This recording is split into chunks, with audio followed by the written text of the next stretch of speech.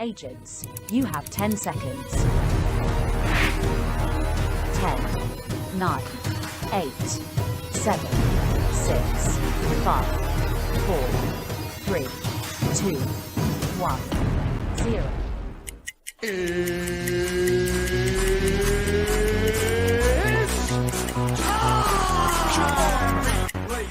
Second, 2 out, Palmero over the head of Jenks. Uribe charges, throws, out! And the White Sox have won the World Series. Open, Chicago with the lead. Chicago Bulls have won their 6th NBA championship.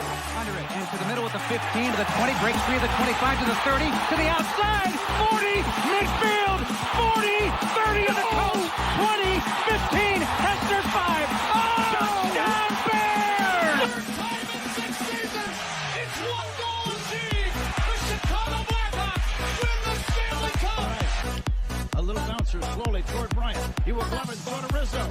It's in time, and the Chicago Cubs win the World Series. What up, what up, what up? Welcome to Shawn and Maya in the morning on this Hump Day edition. I'm your boy, the SuperBack, Shawn Sierra. Thanks for tuning in. If you're watching us on Facebook Live, well, then I guess you found us on Facebook. And if you're not following us on Facebook, what? Listen, go to Facebook, type in Sports Zone Chicago, click the like button, and now you're following Sports Zone Chicago. Simple, but wait, there's more. Go to the show's page. Go to Shawn and Maya in the morning. Go to the show's page as well. Like that page as well. And now you're following Shawn and Maya in the morning. Get it? Got it? Good. If you're watching us on our YouTube channel, excellent. And if you're not subscribed to our YouTube channel, for real. Oh my gosh. I almost forgot something. If you're not subscribed to our YouTube channel, listen, go to YouTube, type in Sports Zone Chicago. Okay? Do us a favor. Type in Sports Zone Chicago, click the subscribe button. All right? Subscribe button. Also ring the little bell. There's a little bell right next to it. And what that is the notification button. And that'll let you know anytime a show from Sports Zone Chicago is going live. All righty? Perfect. Now, if you're watching us on our mobile app, and you didn't know we had our mobile app. What? Listen, if you didn't know we have a mobile app, you are out of control. Listen, wherever you stop what you're doing. Okay? Stop what you're doing, because I'm about to ruin the image and the style that you're used to. All right, listen, we have our own mobile app. So wherever you get your apps from, I don't care where it is, whether it's iTunes, Google Play, Amazon, Walmart, Kmart, 7-Eleven, Zayre, Zemsky's, Macy's, Montgomery Ward, Venture, Woolworth, wherever you get them from. Go there, type in Sports Zone Chicago, you download it. You take us with you on the go. Not only do you get Shawn and Maya in the morning 3 days a week, not only do you get our other live shows throughout the week, not only are they archived there like they are on Facebook and YouTube, but I tell you what, we give you a slew, and I mean a slew of articles, thanks to my man Clarence Council III. Big up to Clarence for keeping you abreast of all articles Chicago sports related. Now, if you're watching us on our Roku channel, now that's what I'm talking about, baby. And if you didn't know, you better ask somebody. We have our own Roku channel. Come on now. What are you doing? We have our own Roku channel. Where have you been? What you problem is, man? Come on now. We have our own Roku channel. So listen, do us a favor. Download it. Download Sports Zone Chicago's tile right to your Roku device. If you have a Roku device in the house, or all Roku devices that you have in the house, download Sports Zone Chicago's tile. Do us that favor. All right, put it right next to Max. All right, it's not HBO and Max anymore, just Max. Put it right next to Max. Put it next to Hulu, Prime Video, in the middle of Netflix, Paramount Plus, Stars. All right, Billions is back, baby, with Axe. Bobby Axelrod is back, baby. I like it. Just do us that solid. And you know what? Download it to all of the Roku devices that you have in the house. That would be greatly, greatly appreciated. Oh, man, listen. I don't know about you guys, but let me finish my little spiel. You can also tweet the show. You can tweet us at Sports Zone Shy, that's CHI, at Sports Zone Shy. Now, if you want to follow me, just me, personally online, you want to know what I did? Well, let me tell you what I did. You want to know what I did? Well, here's what I did. I made it nice and easy for you folks. Nice and easy. One handle for Facebook, Twitter, Instagram, Snapchat, The Snapper, and TikTok. All one handle at The Shawn Sierra. If you want to follow my lovely co-host, Maya Akai, you can follow her on Facebook and Twitter at The Sports Chica. And if you want to follow her on Instagram because you're an IGer and you do it just for the gram, well, then follow her at Maya_Akai. It's MAYA_AKAI. Listen, we have an awesome show for you, but we need you to get interactive. So whatever platform you're watching us on, whether it's Facebook, YouTube, or mobile app, leave a question or comment on the thread on that platform, and guess what? It'll come up here and we'll get it on the screen. We'll talk about it. We'll incorporate it, and that is what makes this the best morning show around. The morning Chicago sports talk show, and that's you guys. Let's see what we got. Yes, Brandon, download it to your TV, Papa. Let's do it. Let's see who we have in the text line already this morning. Man, it's jumping already. Cornelius Squalls first in the house, 8:30 this morning, baby. What up, Cornelius? Patty Lara. How are you? Yes. How's everyone at the extended weekend? That's crazy. Armando Emeterio Lara Jr. He's here. Patty's here. And that only means one thing or two things. Armando Emeterio Lara the fourth and Jeremiah are joining them. Dito, Jeremiah. Good morning. Good morning, young man. How we doing? Brandon Schutz in the house. Mashun Wolves in the house. Hump Day. Oh, snap. Tomorrow's your birthday. Uh-oh. It's your birthday. It's your birthday. It's your birthday. Happy birthday, Mashun. What up? Lavette Lee, she's in the house. Good morning, Mama. Thanks for tuning in. I appreciate it.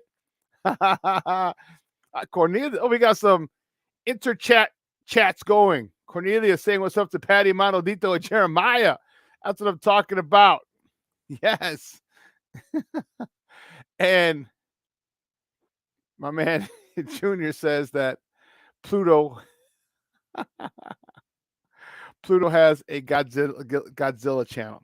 So my guy Junior is an amazing artist. Unbelievable. When I say unreal artist, can draw anything. His own creations, but he is one of the biggest Godzilla fans on the face of the earth. So we would always tease him because Junior's a ball buster. All right, he's a ball buster. So we'd bust his balls right back whenever he's like, Junior, where were you? How come you didn't come on? Nah, I stayed home and was drawing Godzilla. I didn't want to go out. I felt like drawing. I had a new Godzilla idea, so I was drawing it. And this is, trust me, all from it's all from love. He busted my balls tons of times about the pirate. He busted Caesar's balls about you're wasting the shrimp. He busted Paul's balls about retiring as a Panther. Oh my goodness. Let me tell you, those are just unbelievably crazy stories. I wish I had the time to tell you and the backdrop for all those stories, but man, those are just phenomenal times. And so every chance we get to bust Junior's balls, we do, because he is a first-class ball buster.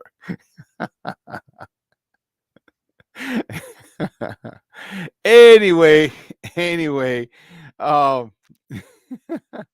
Brandon, my fourth was good, man. It was good. It was a last-minute trip.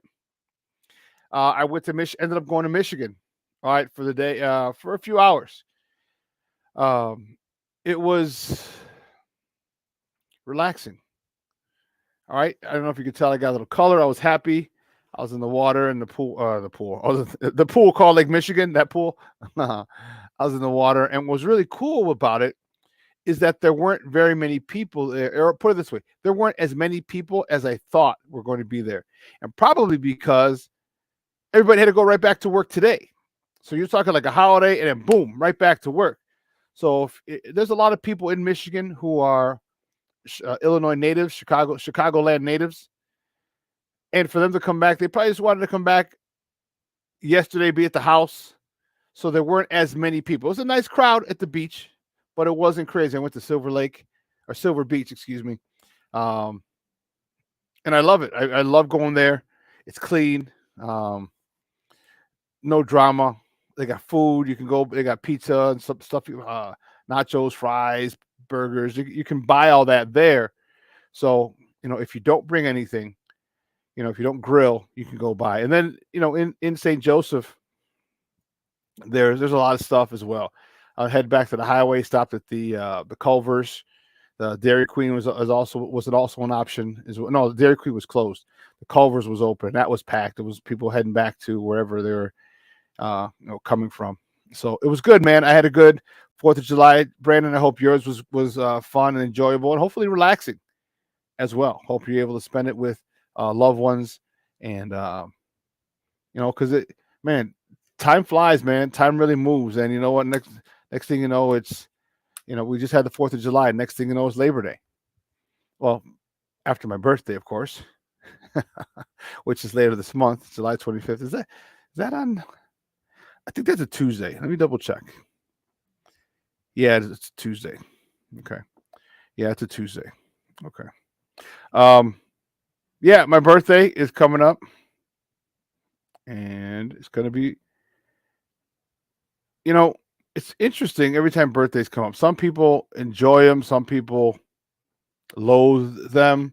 It shows that they're getting older. As I've gotten older, I've realized it's a blessing. Every birthday that comes around, every trip around the sun is a blessing. Okay. Because I know quite a few people, and just like I'm sure you do as well, quite a few people that you grew up with, that you knew from back in the day as a kid, who are no longer with us for whatever reason. All right. So to live to 50 plus, it'll be 52 for me this year. It's crazy. It's a blessing. It really, really is. And I don't take it for granted at all. And I enjoy it. I live my life to the max. Try not to have any regrets.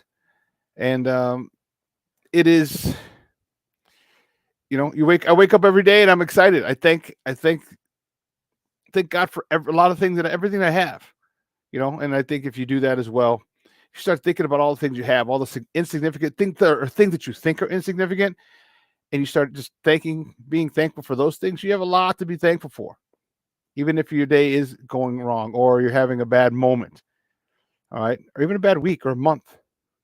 Still, it's a lot better than most people. So be thankful for it. I am. I'll tell you what, I love the fact that the only reason I don't love this age is different shit hurts every day. Or various days I wake up and like, oh, my knee, oh, my back, oh, this, oh, that. But it happens. It happens. And but you know what? I wouldn't trade any of it for the world. Like I said, I've told people this before. I have to write a book. In the next 5 years, I have to write a book. Names will be changed to protect the innocent. But I've been blessed with a crazy, crazy, crazy fun life from my time here. Here and then St. Rita High School, Holy Cross, then Italy, and then New York, and then back here. Yeah, it's been awesome. It's been awesome. And there goes our house phone. I know, yes, we still have a house phone here. I know who the hell has a house phone, but we have a house phone.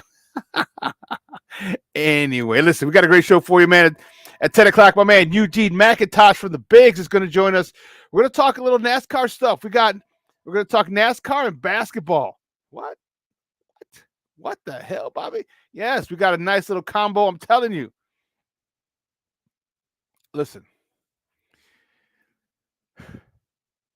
NASCAR was dope. And it was unfortunate that Mother Nature decided to act like a little bia.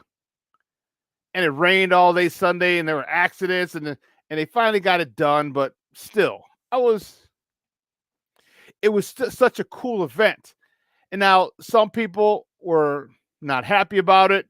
They want to look at the final numbers before they're supposed to come the next 2 years. So I guess it was a 3-year deal that NASCAR signed. So they're going to be here next year, but aldermen and other people want to look. They thought it wasn't as big a success as other people did. Dude, when you do something for the first time, there's going to be places that you could improve. Always. There's always anything done the first time is never done right. You're able to do stuff because once it happens, you see where you fell, maybe not fell short, but where you didn't think of, oh, this could have happened, or we could have done this to prevent this, or we could have added this to make the experience better. So it's only going to get better. It's only going to get better. And for those people who are down there, it was cool, man. My guy Eugene McIntosh was down there for the bigs covering them. Like I couldn't get down there to cover it. It was my mom's birthday. Remember I was telling you guys last week, and then, but man, Gino had some of his clips. Like he was literally right on the other side of the barrier, and there were people coming around that corner, 70, 80, 90, maybe 100. I don't know about 100, but I think I wrote 100 on my Facebook post, but I don't think they're going 100, but they're going like 70 or 80 miles an hour around that corner, like kind of right at him. They're three-wheeling it. The driver's side front wheel was off because they were making a left turn. That driver's side front wheel was up off the ground a little bit, man. And luckily those barricades were those cement barricades that you see are 10,000 pounds each. So if any of those slipped, hopefully he would have dropped and been protected by that 10,000-pound barricade. So he's going to join us at 10 o'clock, and we're going to talk NASCAR. How fun was it for him? Would he go again if he wasn't covering it? Would he go check it out? And then we're going to talk a little Bulls. The Bulls had made some noise the last couple of days since we last spoke. And so we'd like to talk to them or talk about them, because this team seems to be running it back, but they made some key moves. Now, do these moves move the needle in a massive way? We're going to talk to Gino at 10 o'clock and find out. Talk and find out. We'll get his thoughts on it. But, I think the Bulls are in just hell. Basketball hell. So, but that's it. 10 o'clock. Gino, my man Eugene McIntosh from the Bigs. So, man, we got to talk a little baseball. We got to talk a little basketball. We're going to talk a little hockey. We're going to talk a little football. So we got a lot to talk about, baby. So as our old Uncle Hawk Harrelson used to say, sit back, relax, and strap it down. We got a lot to get going, baby. So let's get to it. So, guys, you know how we do. The first segment of every show is called Top of the Morning. It won't come just when you want it.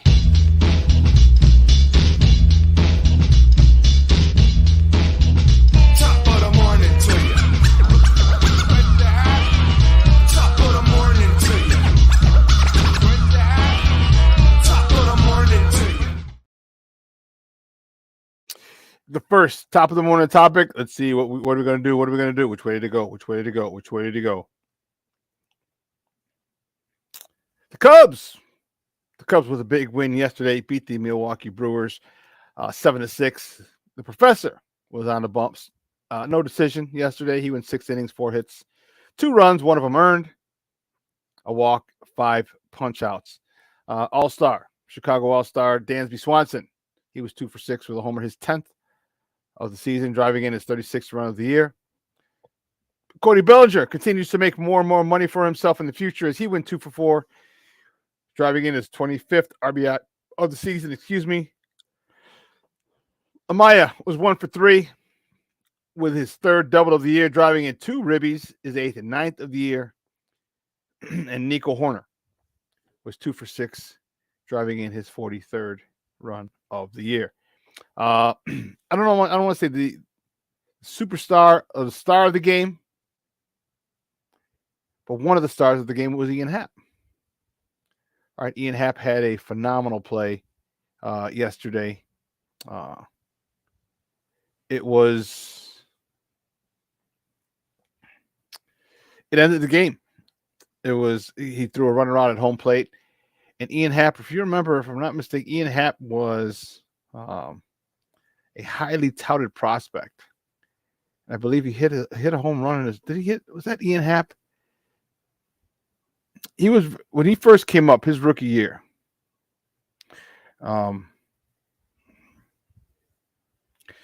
He was.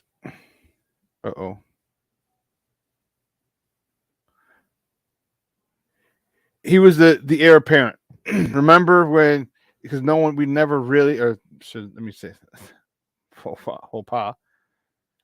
the Cubs never really found a replacement for Dexter Fowler. All right, after the 2016 season, what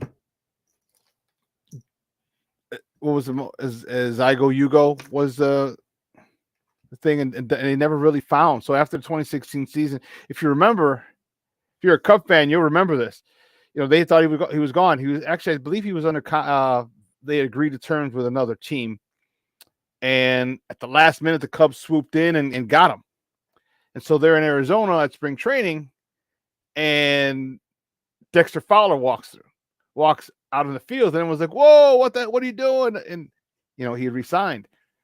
How huge a signing that was, as we saw as the year played out. All right, he leads off the game with a homer in Game 7 in Cleveland. How crazy was that? It's just nuts if you're a Cub fan. And when he left, they never really had that spark plug. They were hoping Ian Happ would be that spark plug. In 2018, if you remember, this is what I was thinking. First pitch of the season. The Cubs had the first game of the year. First pitch of the season, Ian Happ goes yard. So people are thinking, oh, man, we got Dexter Fowler's replacement, blah, blah, blah, blah, blah, blah. They were excited. It never really panned out. Okay.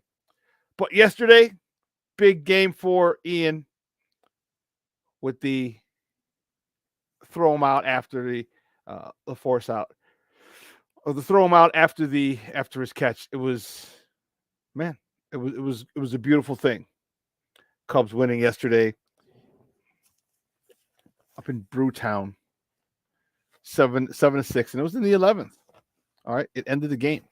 Game, set, match. So now, today, here we go. Or tonight, the Brewers host the Cubs again. 7:10 first pitch, Justin Steele, another All-Star. Cubs All-Star Justin Steele. He's on the bump. He's 9-2 with a 2.43 ERA. He's going against Adrian Hauser, who's 3-2 with a 3.88 ERA.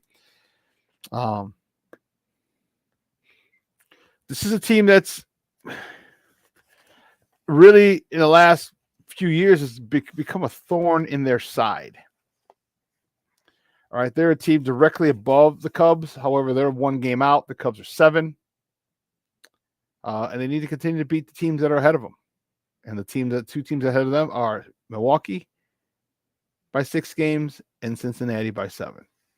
So we'll see how this plays out tonight up in Brewtown. Well, the next top of the morning topic.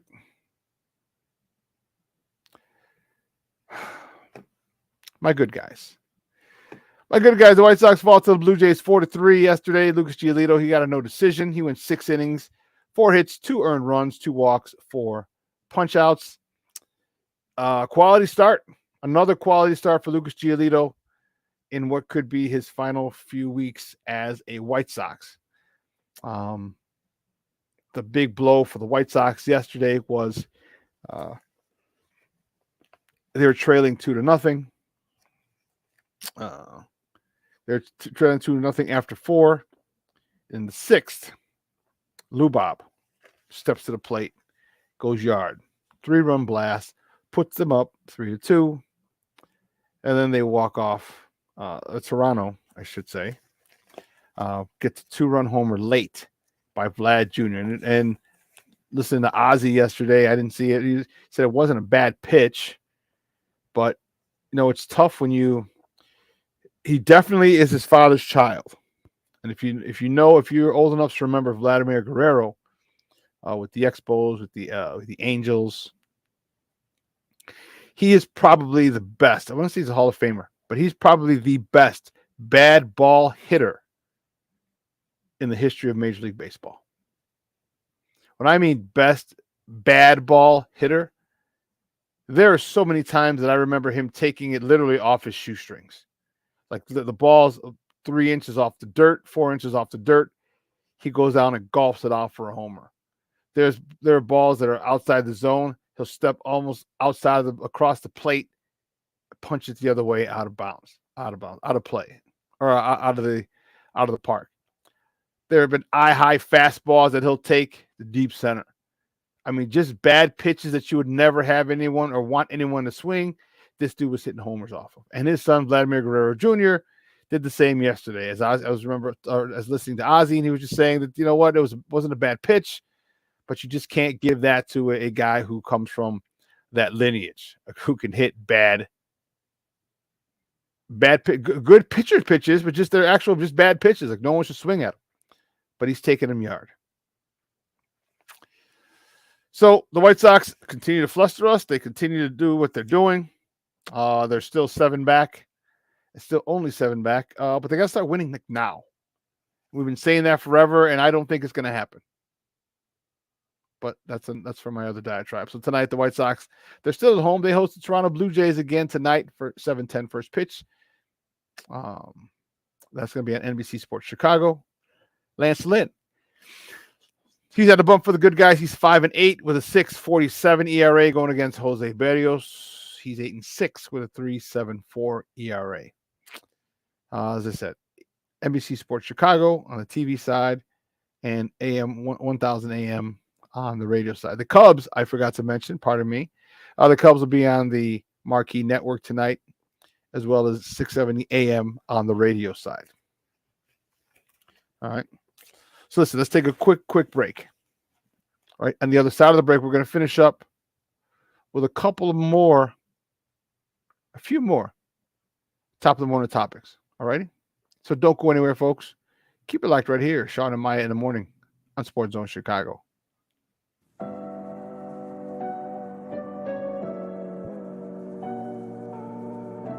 How do you take care of your mind health? For my mental health, I meditate in the mornings. I have my dogs. They're the best. I just find ways that help me just relax. Finding things that make me happy, like being close to my family. I meditate a lot and read books. I have hobbies outside of the game. I'm able to switch off. I'm able to turn my brain off from the game of basketball. Your mind health matters. Your mind health matters.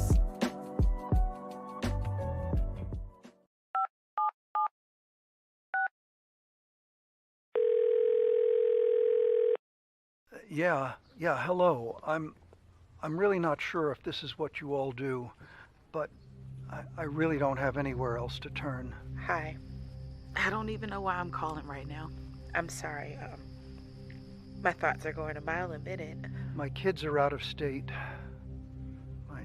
My buddies from the Army are all gone now. I'm really alone. I left the service last year. My mom just passed away a few months ago. I miss so much time with her. I keep getting calls about the bills, and I'm trying to get a job, but I feel so stuck. Okay, ma'am. I'm glad you called. Okay, sir. Let's stay on the line and walk through some things. Thanks. Okay. Thanks a lot. Thank you. Hey, it's your boy, the SuperBack, Shawn Sierra, and be sure to follow Sports Zone Chicago on all social media platforms, on Facebook, Instagram, and our Roku channel. You can find us at Sports Zone Chicago, and on Twitter, we are at Sports Zone Shy. Also, be sure to download our mobile app so you can take Sports Zone Chicago with you on the go.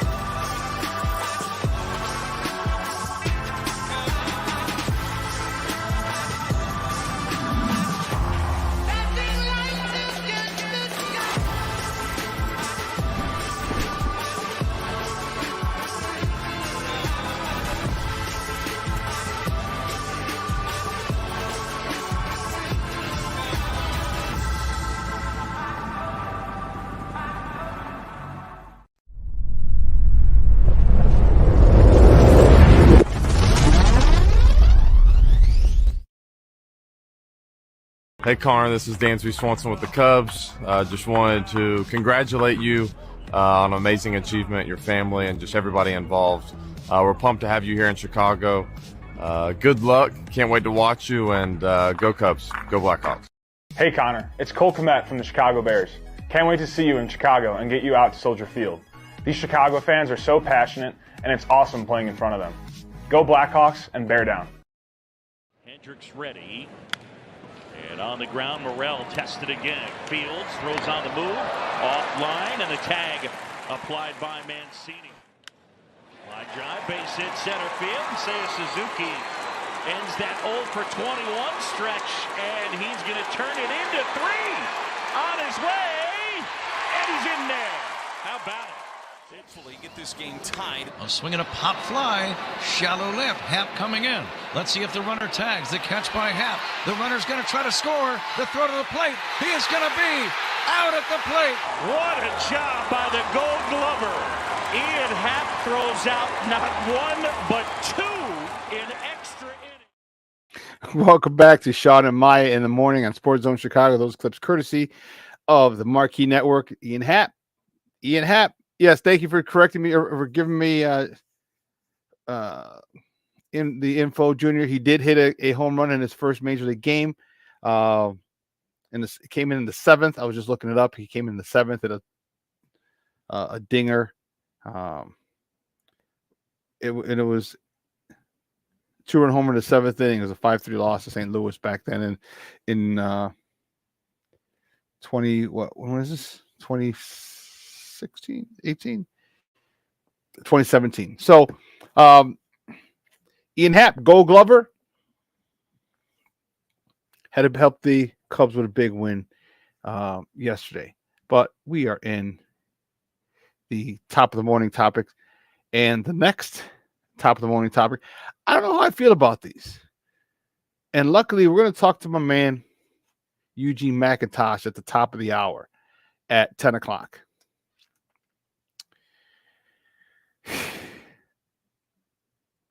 The Bulls. The Bulls signed a couple of people. All right. They signed Javon Carter, point guard for the Milwaukee Bucks, 3 years, $20 million. And they also signed Torrey Craig, forward from played with the Phoenix Suns last year. Couldn't find the terms of his agreement.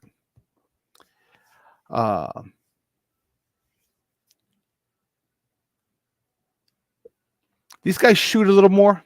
They shoot threes. Okay. And I guess that's what the reason they're brought here, because of our poor 3-point shooting. So I get it. However,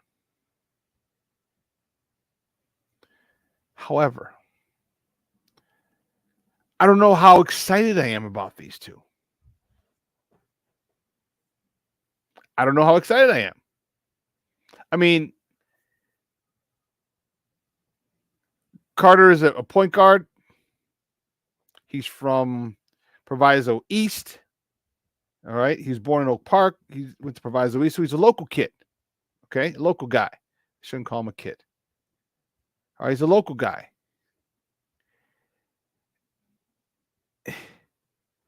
Am I the only one who's just not overly ecstatic about this? Am I being a negative Nancy about this? Because to me, it just seems like it's like, That's what I feel like. That's exactly how I feel about these two moves.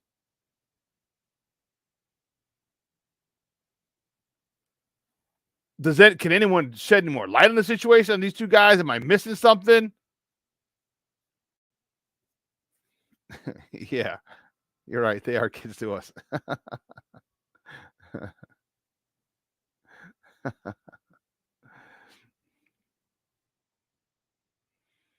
What?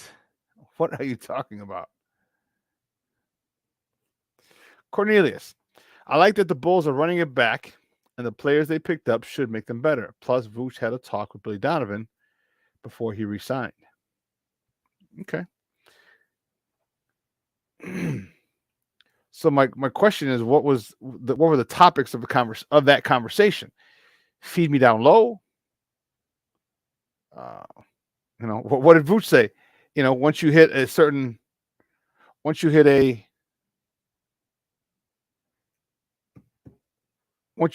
spot, boom. Oh, okay. Yeah, he did call it. I was in the middle of a trade earlier before the show. I got out just before, and then just anyway. So what's the topic of that conversation? How are they going to use him? Like I said, I see it. I see him like a poor man's Nikola Jokic. Okay, Joker. I see it, but he's got to do better. We need better shooting. We need, and maybe this is the thing that was adding. But Javon Carter is like, he's only like 6'1". Like, give me. I mean, Torrey Craig's a little taller. I think he's 6'7", lengthy. I think he's got almost a 7-foot wingspan. So he's one of those guys who could guard multiple positions.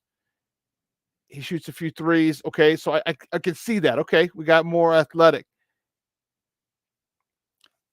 but still, to me, I'm still not. You know what I mean? Not. Not overly excited about it. I don't know. It could just be me, but I want to hear it. He said he wanted to be used differently. Also, remember that Zach will be starting the season healthy. Okay, Zach will be starting the season healthy. Well, my question for Zach is not just the health part, okay? Not just the health part, but I'm also looking at the basketball IQ part. That's the part that I'm concerned about. Okay, you could be healthy, but if you're healthy, you're going to be still making bad decisions. Oh, wow. You're still going to be making bad decisions during the game. You're going to be making bad decisions. You're going to be turning the ball over, poor shot selection. Yeah. So, great that you're healthy, but does that mean we have poor decisions and bad play at the end of the games earlier in the season? Is that what that means? Or does the point guard, Javon Carter, does he help alleviate that? Does he run the show? Does he help?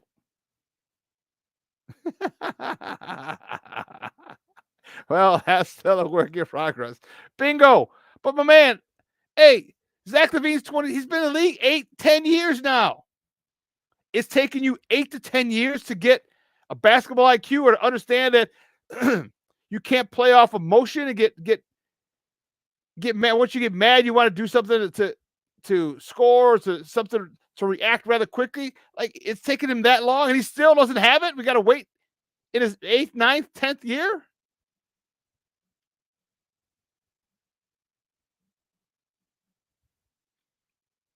Hell, it didn't even take Lowry that long to become an all-star. Or maybe it did. Okay, I guess I'll listen to you. I guess I'll trust you, Cornelius. I'll trust you a little bit. I don't know. I don't know. But it's frustrating, man. It's frustrating. And so we're going to talk to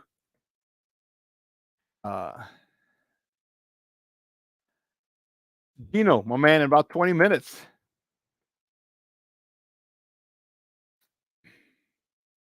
Let's see.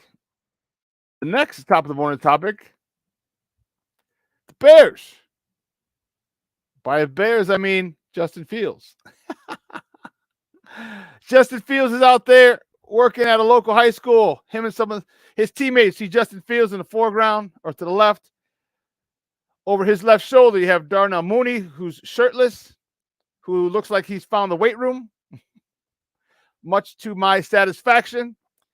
And then my man, who I'm wearing his shirt today, DJ Moore, in the red hat And then to the right, Cole Kmet. They're working out at Maine South High School. Yeah, I don't know who the guy in the middle was, so I just put a little thing over. I don't know who you are. So you got DJ Moore, Justin Fields, Cole Kmet, Darnell Mooney. I like it. I like it a lot. Now,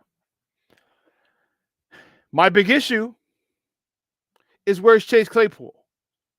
That's my issue. That's my issue.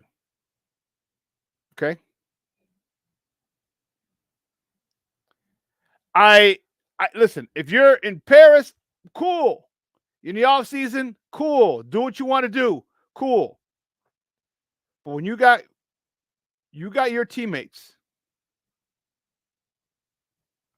out there working out, building chemistry, getting comfortable, I figured you'd want to be there too.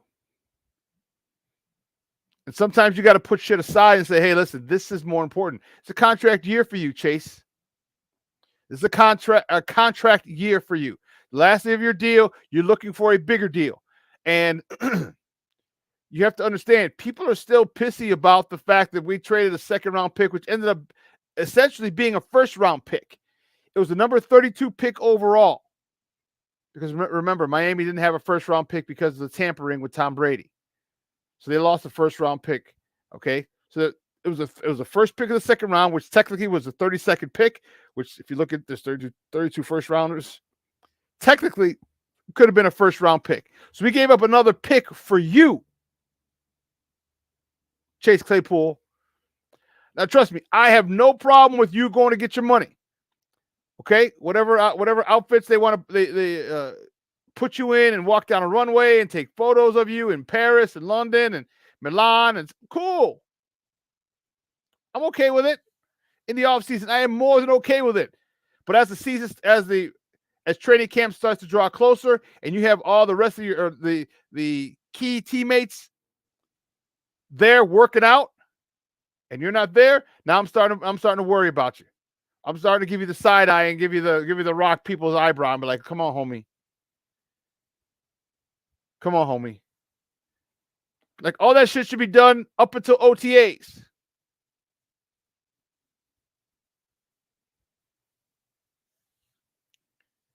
You know, Darnell Mooney, you saw Darnell Mooney starting to have a good year last year before he got hurt. Now he's not learning anymore. And neither are you. But guess what? He's gaining chemistry. And he had chemistry with Justin Fields before. So now can you imagine how good it's going to be now? And there was one guy, and I don't know who this is. Okay? I don't know if you look in the lower right or right in front of Cole Kmet, who's stretching. I don't know who that is because I can't see his face because his back is to me. I wonder if that's Scott. I wonder if that's Tyler Scott. Because Tyler Scott's the dude who's going to help all of us forget about Chase Claypool or Darnell Mooney, whoever doesn't get re-signed, because they're both in contract years. So they may sign one, and the way it looks now, and that could change. Believe me, that could change with production. Because first of all, I don't know what you're doing out there as far as training. You could be training, you could be running routes, you could be lifting weights, you could be doing all that stuff. You could find a quarterback out there. It's not Justin Fields, but you could still find a quarterback out there. So I'm not going to write you off completely, but I'm going to say this.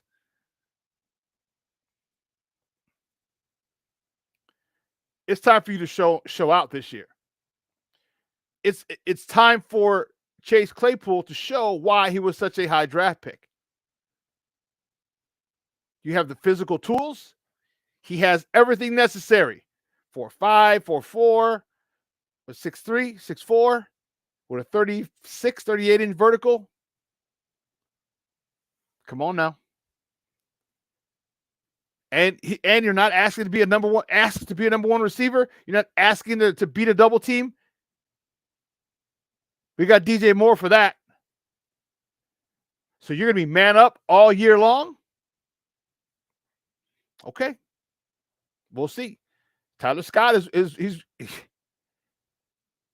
him and Velus Jones. I told you earlier, my guy's there. They're saying, and well, not Gino was there, but Herb was there. Velus Jones ain't dropping a damn thing. A damn thing. So we got some speed.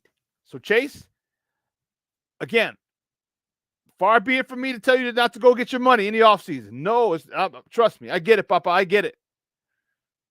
But you better hope that the chemistry with Justin Fields is there.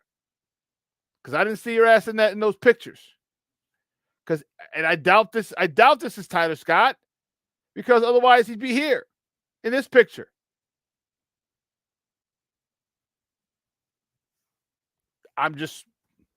You would think all the Bears players, I don't know if that's the head coach of Maine South or what I don't know who that was. So I just blurted him out. I'm like, yeah, I don't know this dude.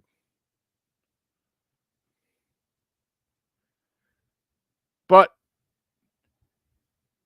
this is not, to me, I'm not happy about it. I'm not happy about it.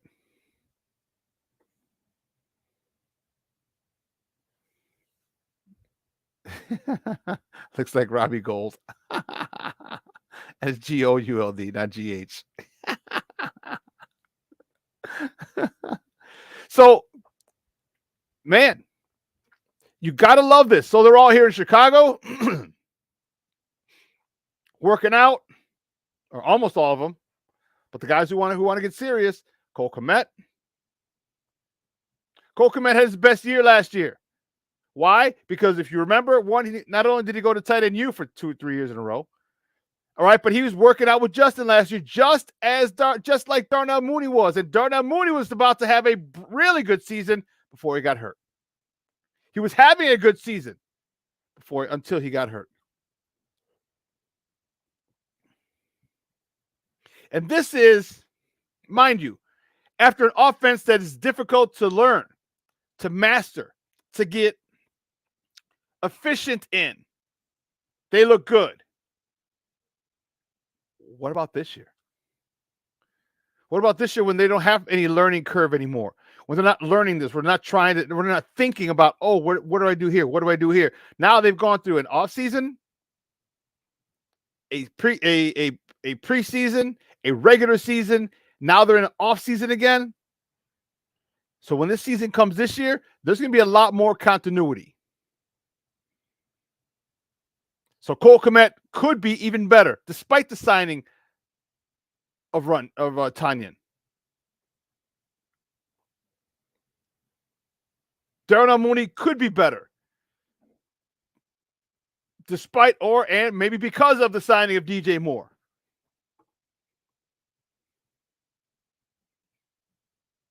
And then that would make DJ Moore even better, because if Darnell Mooney starts catching touchdown passes, Cole Kmet starts catching touchdown passes, we keep running the ball down their throat, defense has got to do something. You take that safety that you're kind of shading over toward DJ Moore and bring him up to stop the run game? Please do. Please do. Because now you got DJ Moore one-on-one. And that is not a matchup that many defenses will win. Not a positive matchup for a defense. If you single cover him, it's bad enough if you're in a zone.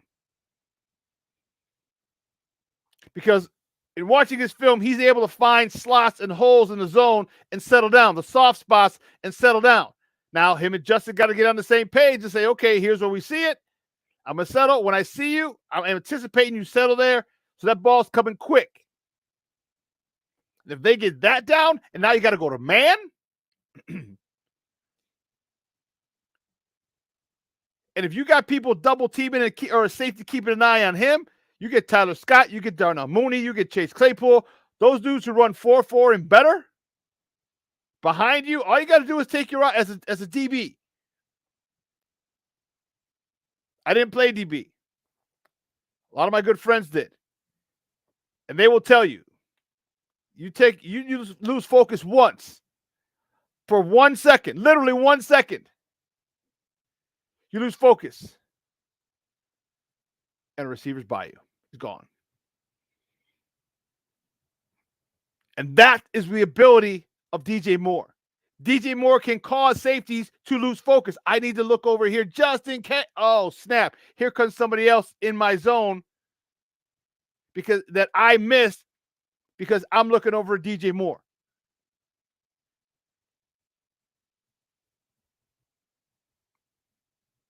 And I'm telling you, this is how it works. It's going to be fun. I'm fired up about it, man. I'm fired up. I can't even tell you.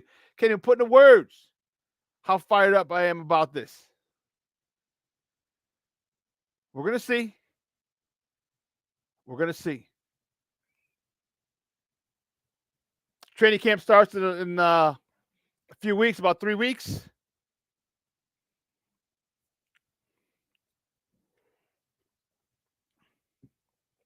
And we're going to see. We're going to see what Chase Claypool does. We're going to see the type of chemistry that Chase Claypool has with Justin. Because listen, Justin's about winning. Justin is about winning.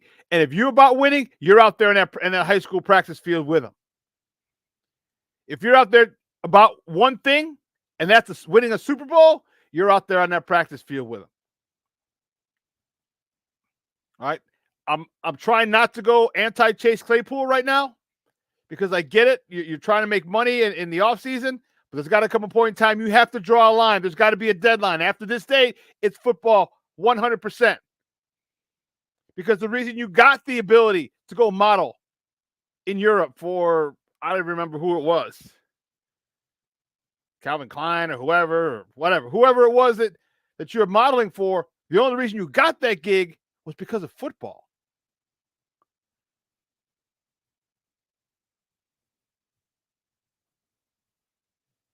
So you cannot bite the hand that feeds you. You can't ignore football.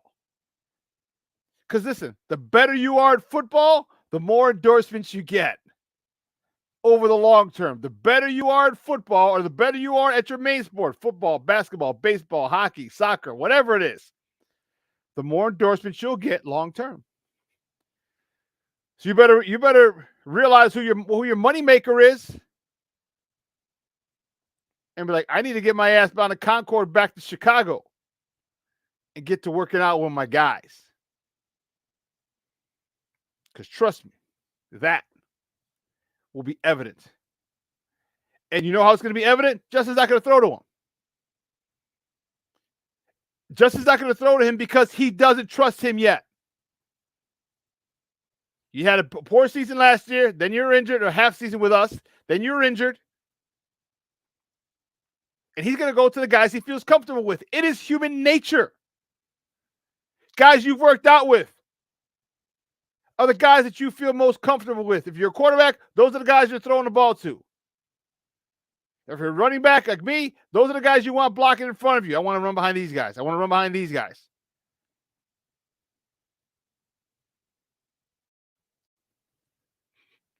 It's all about reps, all about reps equals familiarity.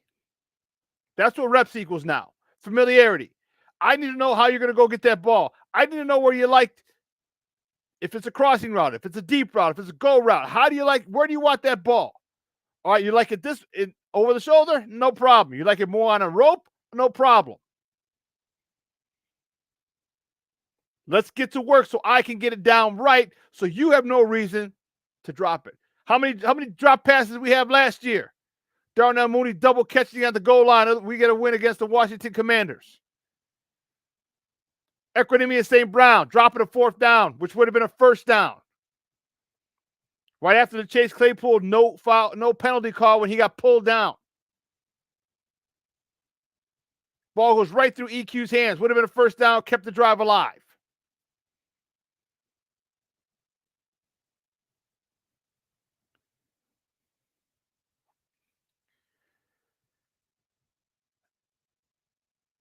Yeah, I don't know. I don't agree with that, Junior. Your sole purpose shouldn't be football, but your main purpose should be football. If you change that to main purpose, yes. Yes, yes, yes. Yes. Main purpose, not your sole purpose.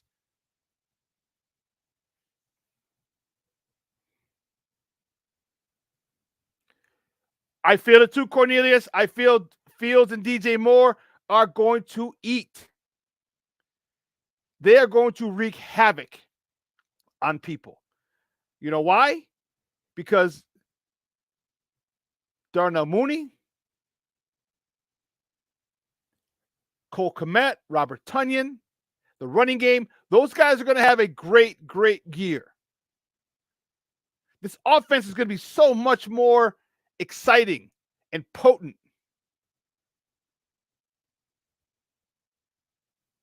And you go in the zone, I just told you, DJ Moore is great at finding soft spots in the zone. And as long as him and Justin Fields are on the same wavelength, he's going to come into a window, and as he passes that defender whose back is to him, who's in front of him, that ball's coming because him and Justin are on the same page. Justin's like, I'm going to give you the ball quick as soon as I can so you can do what you do.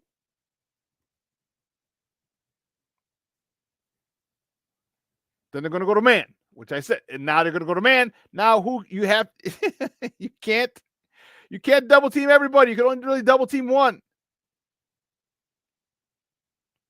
And now Darnell Mooney, now Robert Tonyan, now Cole Kmet, now Tyler Scott, now Roshan Johnson, now Deontay Foreman out of the backfield. All these guys, it works hand in hand.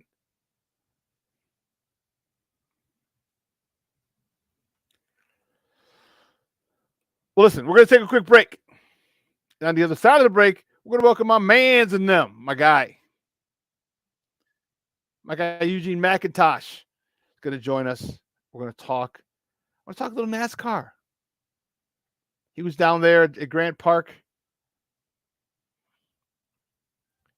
literally 6 to 8 feet away from these cars that are coming around the corner, 70 to 90 miles an hour. That was great stuff. And we're going to talk a little Bulls. So don't go anywhere, folks. Keep it locked right here. My man Eugene McIntosh from the Bigs coming up next right here on Shawn and Maya in the Morning on Sports Zone Chicago.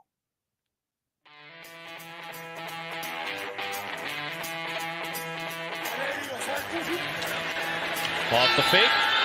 Fields against the grain. Finds Jesse James. Fields with time. Delivers down the field. And Cowboys still running.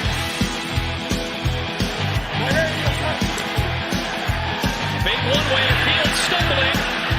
Trying to cut it back. Justin Fields making magic happen. There goes Fields. Touchdown.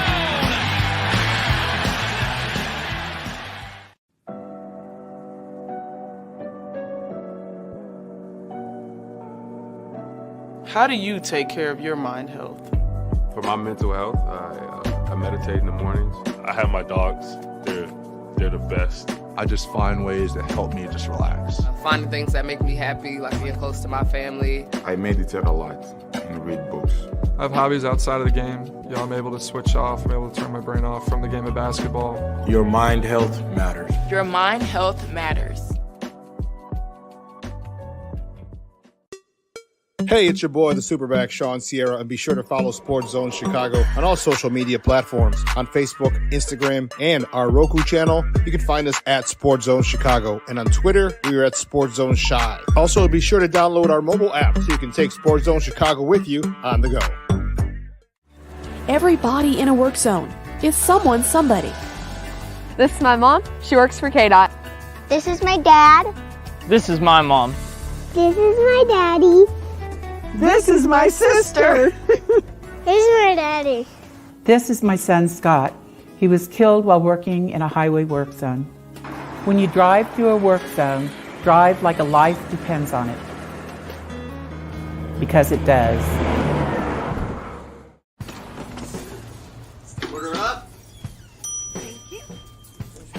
When I want to give up, I try to focus on getting to the next minute, then the next hour, and the next day.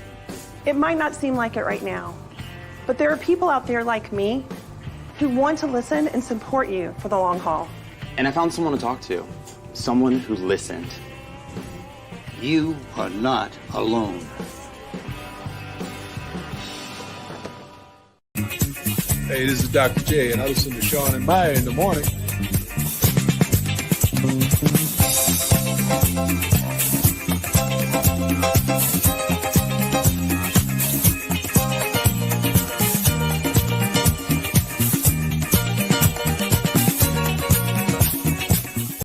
What's up, Connor? It's DeMar DeRozan, Chicago Bulls.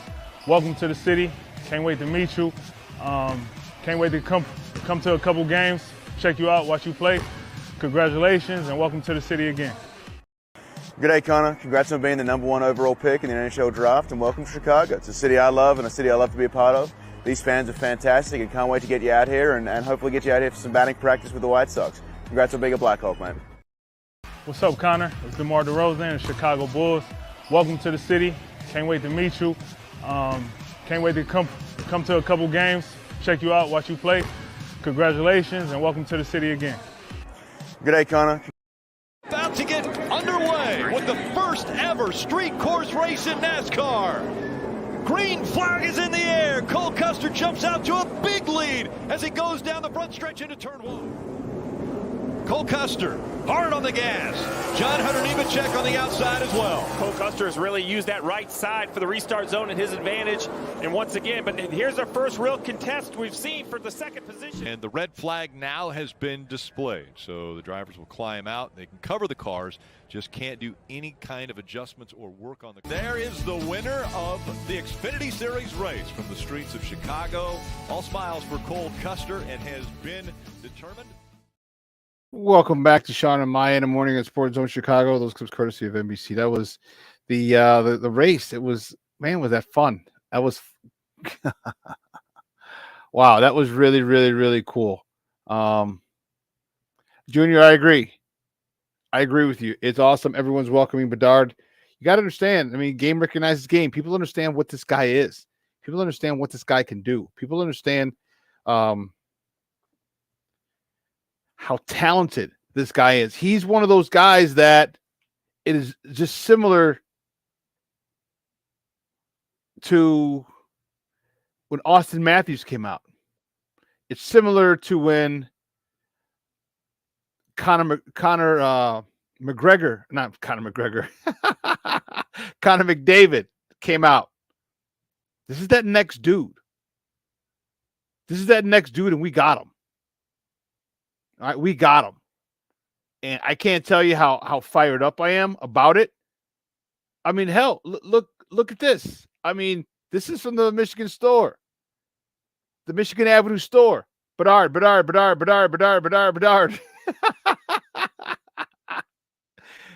I mean, if the fact of them selling over $5 million, let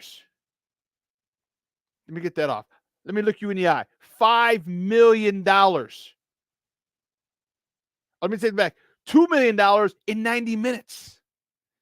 They sold $2 million of season tickets in 90 minutes after the draft started. So literally maybe about an hour after the announcement.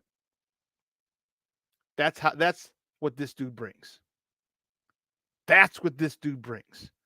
That's why the Bulls are saying welcome Connor Bedard. That's why the Bears players are saying welcome Connor Bedard. That's why the Cubs, the Sox, the Sky, that's why they're saying this, because this is a generational player. Just like Patrick Kane was when we got him years ago. Well, my first guest is my man, and I'm excited to talk to him. He was out and about. He was down there, smelling those exhaust fumes. I was getting hit by cars coming around that corner at like 180. Okay, I'm kidding. I'm exaggerating for effect. But like 70, 80 miles an hour coming around that corner, boy. All he had was a chain link fence and a 10,000-pound blockade in between him and them cars, man. It was crazy. Man, he is one of the bigs, one of the founders of the bigs. You can find him on Twitter at Stay Humble. Guys, let's welcome my man, Eugene McIntosh. Gino, what's up, Papa? Good morning. Shawn, what's good, my brother? How you doing? I'm doing wonderful, man. Coming back up in Michigan yesterday for the 4th, just chilling. Last minute, I was out there like 3 o'clock. I left. I'm like, damn. But relaxing. I'm good. I'm excited. And I get to talk to you, man, because man, you were Charlie. You're like literally 6 feet away from muscle machines, baby. How was that? How did that go for you this weekend, man? Was that your first time ever around those type of cars and events, and not just around it? Damn, dude, that close.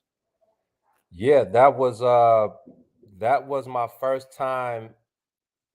Okay, I'll put it to you like this, and this will basically sum it up. I had no idea what NASCAR stood for. So I had a lot of researching to do in very little time.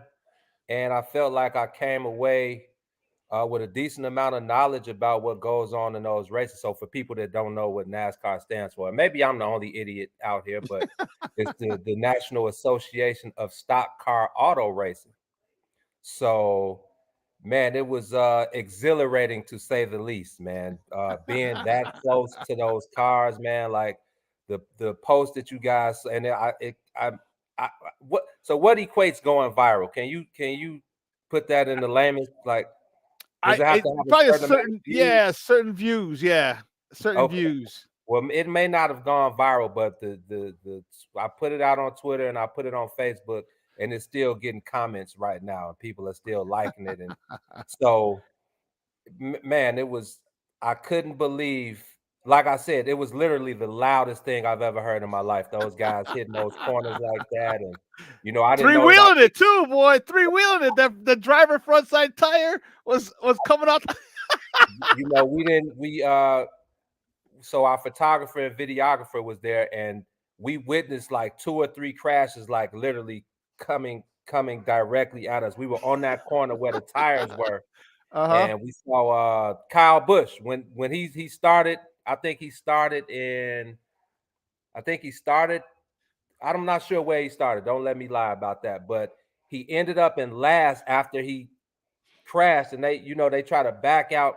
He was so far into those tires that security had to come. The truck had to come and literally pull him out of there. And for him to end up in 5th place, that was some serious driving that he did, man. So, like I said, it was a lot going on in that little bit of time. But I think it was a great turnout for the city. NASCAR definitely, they have a 3-year deal, so they'll be back for the next 2 years.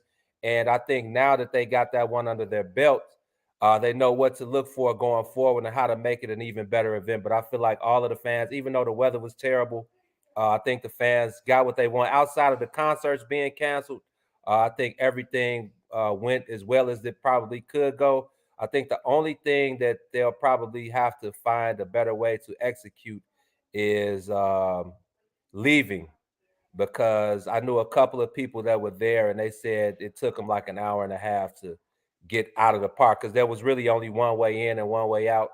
And but other than that, it was a beautiful event for the city, and I'm looking forward to the next one, man. And that's what I was saying earlier in my top of the morning segment. I'm like, you know what? I said, whenever you do something for the first time, anything for the first time, you don't really know what you're doing. You know what I mean? You got to figure it out. And then as the second time and third time, you're like, okay, I could do this a little better. This makes it more efficient. This makes it a lot easier for the fans, for this, for that. So, there'll be some changes next year, which will make it a lot more fan friendly, a much better experience for people. But the thing is, like you said, get it under your belt, get it done. All right. So now, first of all, it was beautiful. They obviously spoken to all the race car drivers and everything, because everyone they were just talking about like Chicago was like the best city ever created, which it is. But just a little too overhyped. Like, okay, I can tell when you're blowing smoke up my ass and when you're being sincere. And everyone's like, oh my God, this is like the best city in the world. Like, all right, dude, I get it. I bring it down a couple notches. It's not that ain't real. I get it. You're telling the truth, but it's not coming from a real place. But it was really cool how everyone was hyping up Chicago. They had the footage of the sky of the city with the track in the middle and just driving around. It was just a great job. and it just made our city look so awesome. I got a question. Did anyone get a catalytic converter stolen overnight or anything? I'm pretty sure they did, man. You know, Chicago is going Chicago at every possible moment. Did you hear about the guys that actually got onto the track? And so I actually know who that was. I'm gonna keep them nameless, but I definitely know who that was, and I'm not surprised that those guys actually got on the track. But Chicago is going Chicago, man, at all times. So, but I'm just glad they kept it to a minimum and the event went well. And I can never look at Columbus Drive and Monroe and Adams the same. Like it was really crazy, but a fantastic time, man. Dude, it was funny because I was down there Wednesday. A good friend of mine from college had come in. She was driving through back to Massachusetts, picking up her daughter from California, and so I met her down for lunch. So I was like, well, I'm taking Michigan Avenue because I know that's where I knew the traffic was going to be there, but I'm like, I need to see this. Man, that was so dope. That was so dope. I had the sunroof open. I was just taking pictures out the sunroof, man. And it was like, this is so cool, man. It was, it was awesome. It looked cool. And that's what I was going to say, especially coming off of the turn on Columbus, the left turn onto Monroe, and then it was a quick straightaway.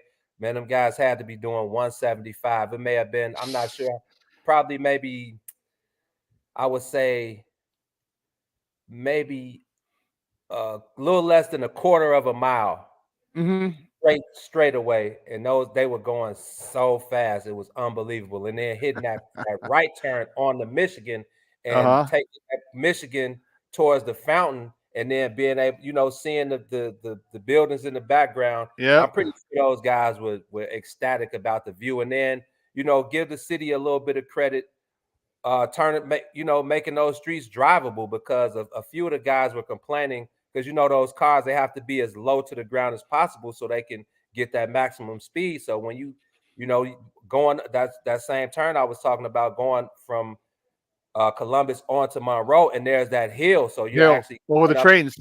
Yeah, man. So give the city some credit for getting those streets done the best they could. And with that terrible weather, people were worried about if they were going to get the race off. And I'm like, if they have to postpone the race until Monday, they're going to get that race off. But give the crews credit. They got the streets, they got those puddles off the streets and made it as conducive as conducive of an environment as it could possibly be for those guys to do the best job they could. So great turnout overall, man. Yeah, I was excited, man. And guys, we're joined by Eugene McIntosh from the Bigs, talking a little NASCAR right here on Shawn and Maya in the morning on Sports Zone Chicago. So you were able, they gave you a view and everything. You check out the tires and like the pit. Like, how was that? Like, dude, talk to me about that experience where you see those tires. Like, those tires are not light, bro. I mean, you see these mugs get this done in 10 seconds. Actually, no, that's long. That's long. It's 7 to 9 seconds is really good to get everything, get the gas in and the grab it. All right, go. Boom, boom. Dude, how crazy and how big were those tires? How did you get a chance to touch one of those or lift one of those tires? Talk about that. Yeah, we spent a lot of time, and everybody, I feel like by now everybody's gotten their NASCAR coverage off. We did a couple reels and stuff, but I was kind of gonna wait until it died down, and then I was gonna put out a couple reels. But we did it all, man. We took a lot of time just talking to guys on pit row and learning about the things that they do back there. You know how it goes. The drivers get all the credit, but nobody knows what it takes to get those guys to perform at their highest ability. So, just watching the guys clean the tires and clean the rust off the tires, and watching the entire team, just putting everything together. Then watching those big old gas tanks. I think it was sponsored by, I think Sunoco was the gas sponsor this time around. But watching these tanks, it's like those tires were huge. Just, it was unbelievable, man. So I'm gonna put out a video that shows basically, everything that those guys did, everything that they went through, and just the amount of people that are involved in getting those drivers to perform like that. The drivers are literally the last step. Like they're not even really involved in any of that. They're somewhere in a hotel room looking at a simulator or, prepping themselves mentally to do this. But it's those guys, and it's just like the grounds crew at the ballparks and Right. all Yeah. of those people behind the scenes that make this thing go. So I was amazed, Shawn. It was just, it puts a lot of things in perspective, man. So you always want to, if you see my videos, I always highlight, the guys behind the scenes that kind of get those things going. So pit row was amazing, man. Just watching the cars and then like a simulator. I watched it when Bubba had a block party at DuSable Museum, and they had a demo where they showed a car pull into the pit and how quick they, get those tires all fueled on and up, off. Yeah. those tires back on. Like you said, 7 to 9 seconds. It's like a blur. So those guys are professionals as well, and I had a great time, man. I never thought because I've never watched NASCAR on TV. Maybe if I'm scrolling, I'll watch for a second. I knew Kyle Busch. I knew a couple of the other guys in the race, but I would highly recommend it to anybody out there that was skeptical and was like, oh man, forget NASCAR. That's a white people, that's a white sport or whatever. It's like Bubba Wallace didn't fare too well in that event, but I feel like if kids were exposed to NASCAR, I mean, that was one of my questions to those guys. It's like, well, if a kid came up to you right now after watching this race and said, man, that was so dope, how can I get involved? Where do I start? I think a lot of kids, it's cool. Yeah. When you watch stuff on TV, you get the smallest glimpse of what it is. But when Right. you're there and you actually get to see these guys perform and you get to see how much goes into it and what it takes to be a professional, I think a lot of kids, if they're especially inner city kids, if their minds were opened up to it, I definitely think they would be interested, man. Yeah, and I think what NASCAR wanted, and I think it was a mission accomplished, is twofold. One, you open yourself up to a whole new genre because a lot of black folks don't watch it. All right, they just don't. All right, unless you're from the South and you grew up around it, you know what I mean. And most people, especially up here, I mean, we got baseball, football, basketball, hockey, soccer, track. You know what I mean? It's a whole bunch of we don't care about NASCAR. All right, they open the doors to a whole new demographic, black and Hispanic people. And man, there were so many people down there, and they were smart. But also, you got the younger kids, so people who took their kids, and like you said, they're like, "Oh man, Dad, that's cool. Mom, that's cool." And they're interested. So they did a great job of, I think, of growing their sport. And hats off to them. Here's what I was the other day when I was going down there. That's right, going out to the half moon right there. Here's Michigan Avenue. When I'm like, this is dope. Yeah, look at that, man. That is dope. You got this in the background. We all can tell. If you're from Chicago, you can tell this is Michigan Avenue. Yeah, man. That was it was one heck of a time, man. That's awesome, man. And it was my mom's birthday this weekend. I was like, so when I found out, that's why I couldn't make it. And but next year we'll definitely be down there because Jason was talking to those people, so we'll be down there next year, and I'm looking forward. That'll be my first year, being that close to something like that, dude. Because I'm gonna be like you were, just like excited to see. I mean, let me lift the tire. Absolutely crazy, man. That's all I can say. Did they have any cool stuff like were you okay, or was it maybe like a liability where you could just screw on the nuts and the bolts for the tire or anything like that? They have any interactive things for you guys? I'm not sure. Not for media, and there was a lot going on in Grant Park, but I think a lot of it was more informational stuff.